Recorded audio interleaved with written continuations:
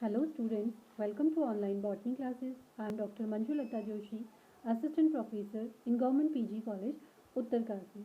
Students, आज हम अपने लेक्चर की सीरीज़ में एसेक्सुअल रिप्रोडक्शन इन एल्गी को स्टडी कर रहे हैं. इससे पहले हमने एल्गी टॉपिक के लेक्चर्स की सीरीज़ में वेजिटेटिव रिप्रोडक्शन को स्टडी किया था.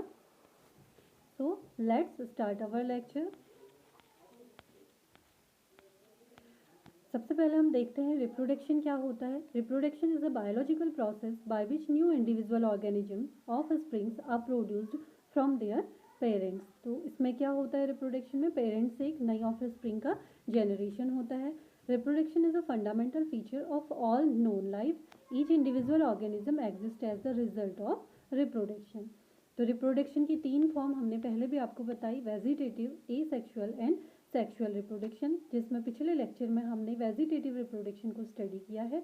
तो आज हम एसेक्सुअल रिप्रोडक्शन को स्टडी करते हैं. Asexual reproduction is a mode of reproduction by which offspring arise from a single organism and inherit the genes of that parent only. तो asexual reproduction में एक बात इम्पॉर्टेंट है कि सिंगल ऑर्गेनिज्म से एक ऑफस्प्रिंग का जनरेशन होता है जिसमें कि सेम जीन प्रेजेंट होते हैं जो कि पेरेंट में प्रेजेंट रहते हैं. It is a reproduction which almost never involves ploidy और रिडक्शन.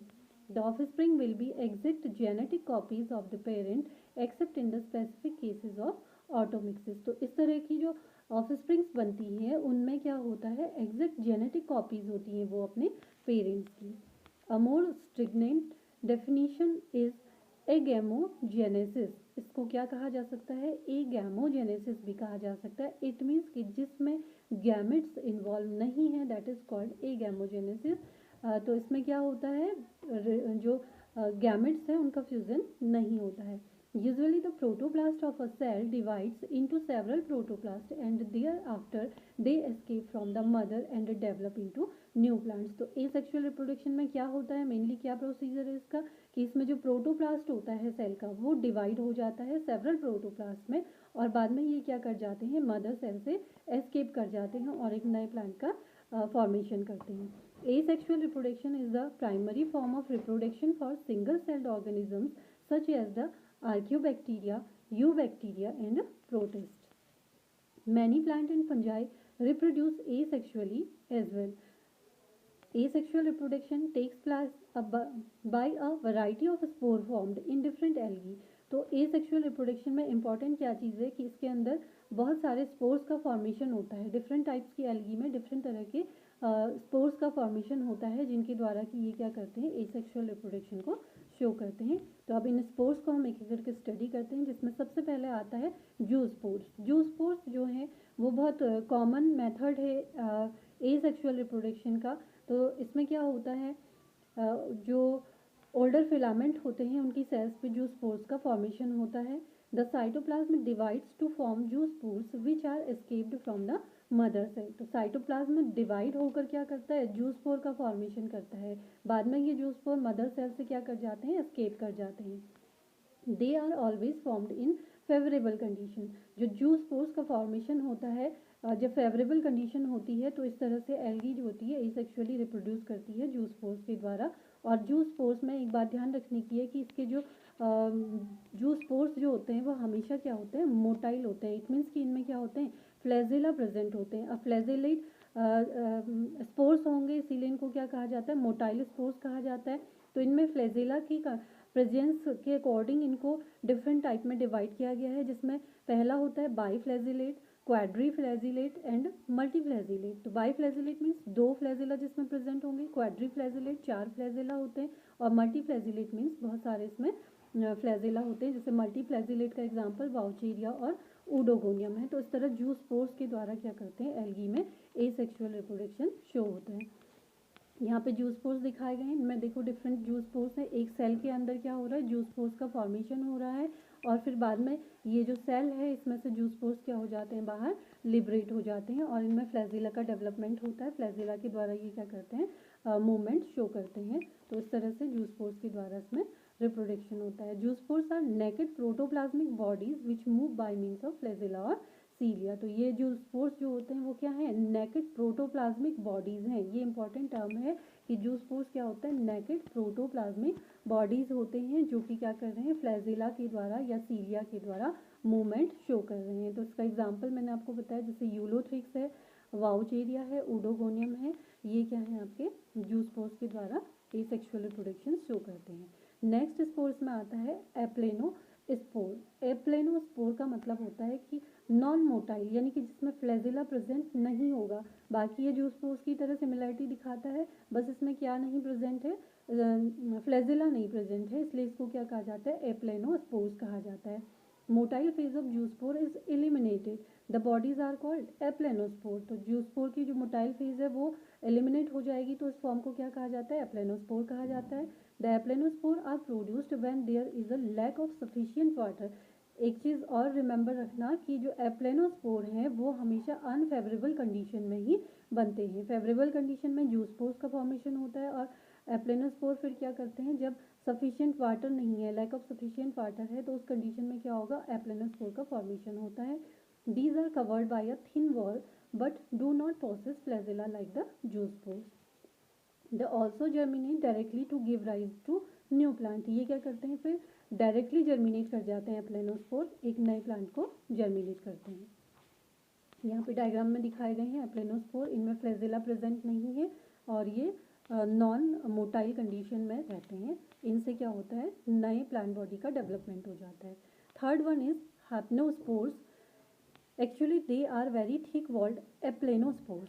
ये क्या होते हैं, जो हैप्नोस्पोर्स होते हैं वो एप्लेनोस्पोर ही होते हैं, लेकिन इनके बाहर क्या हो जाती है, एक थिक वॉल डेवलप्ड हो जाती है, एंड जो कि क्या है, एडवर्स कंडीशन में डेवलप होती है। यानी कि जब अनफेवरेबल कंडीशन होती है, एल्गी के लिए सफिशिएंट फूड मटेरियल नहीं होता, वाटर सप्लाईमेंट कंप्लीट नहीं होते, तो इस कंडीशन में क्या हो जाता है, हैप्नोस्पोर्स का डेवलपमेंट होता है, जिसमें कि क्या है, एप्लेनोस्पोर्स के बाहर थिक वॉल्ड का फॉर्मेशन हो जाता है। In comparatively dry situation, the content of mother cell round off and secrete a thick wall around them to tide over the unfavorable condition. तो इसमें क्या है, unfavorable condition को फेस करने के लिए जो मदर सेल है उसको क्या हो जाता है, उसके बाहर एक थिक वॉल का सिक्रीशन हो जाता है। These thick walled structure called resting spores और hypnospores. तो इसमें एल्गी में एसेक्सुअल फेज में जो रेस्टिंग स्पोर्स होते हैं दैट आर कॉल्ड हेप्नोस्पोर। तो ये इस तरह से हेप्नोस्पोर बन जाते हैं, एप्लेनोस्पोर की तरह दिखते हैं, लेकिन इसके बाहर क्या है, एक थिक वॉल का डेवलपमेंट होता है। Sometime the entire cell as such become thick wall to form an akinete. तो जब जो सेल है, एंटायर सेल है, उसके बाहर पूरा क्या हो जाएगा, थिक वॉल का फॉर्मेशन हो जाएगा, तो वह एकाइनिड की तरह फंक्शन करने लगता है। They are usually produce at the approach of dry and hot weather. On the approach of favorable condition, they germinate directly to produce a new plant or from juice spore. तो इसके example हैं पैडिस्ट्रम और Vaucheria, जिसमें कि क्या है, हाइपनोस्पोर्स का formation होता है। इसके अलावा यूलोथ्रिक्स है, क्लेमाइडोमोनास है और क्लेमाइडोमोनास है, इनमें भी क्या है, हाइपनोस्पोर्स का फॉर्मेशन होता है। Next one is palmella stage. This is important, ये शॉर्ट नोट के लिए भी इम्पॉर्टेंट है। पाल्मिला स्टेज काफ़ी बार एग्जाम में शॉर्ट नोट की तरह पूछा गया है। The approach of dryness is when the plants are left on the moist bank by receding water of the ponds. The cells of many algae continue to divide, but their contents are not liberated. तो इसमें क्या होता है, जो bank of water है, उसकी pond है, उसमें क्या होती है, एल्गस सेल जो होती है कंटिन्यू डिवाइड होती रहती है, लेकिन जो उसका कंटेंट है जो डिवाइड हो गया है, वो कंटेंट क्या होता है, लिबरेट नहीं हो पाता है। The mother wall becomes gelatinous, thus forming a mass और colony of rounded cells which lie embedded in a jelly like substance form from the cell walls. तो इसमें क्या होगा, मास जो है वो इकट्ठा हो जाता है, कॉलोनी का फॉर्मेशन हो जाता है, और एक जेली लाइक सब्सटेंस जो होता है इसके बाहर फॉर्म हो जाता है सेल वॉल के बाहर। तो इस तरह से ये क्या कहलाती है, पाल्मेला स्टेज कहलाती है। इस तरह का यहाँ पे आपको डायग्राम में दिखाया गया है किस तरह से पाल्मेला कंडीशन आती है। ये जो सेल है, सेल में क्या होता है, कंटिन्यूस डिवीज़न होता रहता है, जिसके कारण फिर यहाँ पे क्या हो जाता है, एक बहुत बड़ा मास जो होता है कलेक्ट हो जाता है और ये लिबरेट नहीं हो पाता। तो ये क्या है, पाल्मेला कंडीशन है, पाल्मेला स्टेज है। On the return of favourable condition the cell come out either as zoospores और एज एप्लेनोस्पोर्स। तो फेवरेबल कंडीशन में फिर क्या होगा, जूस्पोर या एप्लेनोस्पोर का फॉर्मेशन होगा और वो लिबरेट हो जाते हैं, उनसे क्या करते हैं, एक न्यू प्लांट का फॉर्मेशन हो जाता है। इसका एग्जाम्पल है, इंपॉर्टेंट एग्जाम्पल यूलोथ्रिक्स है, जिसमें कि पाल्मेला स्टेज देखी जाती है। Next spore is autospore. They are just like aplanospore except that they are smaller in size। तो जो ऑटोस्पोर होते हैं वो क्या है, एप्लेनोस्पोर के ही जैसे होते हैं। ऑटोस्पोर को जो है, जो एप्लेनोस्पोर है पेरेंट सेल की तरह ही स्ट्रक्चर और शेप का होता है, ठीक है। तो उसको क्या कहा जाता है, ऑटोस्पोर्स कहा जाता है। जब एप्लेनोस्पोर जो है अपना स्ट्रक्चर और शेप में पेरेंट सेल की तरह होगा तो दैट इज कॉल्ड ऑटोस्पोर। और उसका एग्जाम्पल क्या है, क्लोरेला। क्लोरेला क्यों उसका एग्जाम्पल है, देखो क्लोरेला क्या होता है, सिंगल सेल्ड होता है, और सिंगल सेल्ड है उसमें क्या होगा, जो सिंगल सेल है वही क्या करती है, एप्लेनोस्पोर की तरह काम करती है। तो वो क्या होगी, स्ट्रक्चर और शेप में बिल्कुल सिमिलर होती है, तो इसीलिए इसको क्या कहा जाता है, ऑटोस्पोर्स कहा जाता है। Each autospores give rise to a new plant. Such autospores are reported from many क्लोरोकोकेल्स। तो क्लोरोकोकेल्स के जो मेंबर्स हैं उनमें क्या देखा गया है, ऑटोस्पोर्स का फॉर्मेशन देखा गया है। इस तरह से ये डायग्राम में आपको दिखाया है किस तरह का ऑटोस्पोर्स होता है। Next is endospores. In many blue-green algae and Bacillariophyceae, the endospores are formed within the cells. The endospore forming cells behaves as a sporangium. On the approach of favorable conditions, each endospore develop in a new individual. तो क्या होता है, cell के अंदर क्या होता है, sporangium का फॉर्मेशन हो जाता है जिसके अंदर स्पोर्स बनते हैं, इनको एंडोस्पोर्स कहा जाता है। और फेवरेबल कंडीशन के आने पर ये एंडोस्पोर्स क्या करते हैं, न्यू इंडिविजुअल की तरह फंक्शन करते हैं। ये एंडोस्पोर का फॉर्मेशन यहाँ पे डायग्राम में आपको दिखाया गया है। Next one is cyst. Cyst का फॉर्मेशन कैसे होता है, these are thick walled spores formed during unfavourable conditions और even when food supply is abundant. Cyst का फॉर्मेशन कब होगा, जबकि अनफेवरेबल कंडीशन होगी या फिर फूड सप्लीमेंट जो होता है वो एबंडेंस में हो जाता है, तो सिस्ट का फॉर्मेशन होता है। During their formation as in bacteria the thallus becomes many septate and each chamber thus formed produce a thick walled cyst। तो क्या होगा, हर चैम्बर जो होता है वो क्या करता है, एक थिक वॉल्ड सिस्ट की तरह काम करता है। और फिर फेवरेबल कंडीशन में क्या होते हैं, यही सिस्ट से क्या होते हैं, नए प्लांट बॉडी का, नए इंडिविजुअल का डेवलपमेंट होता है।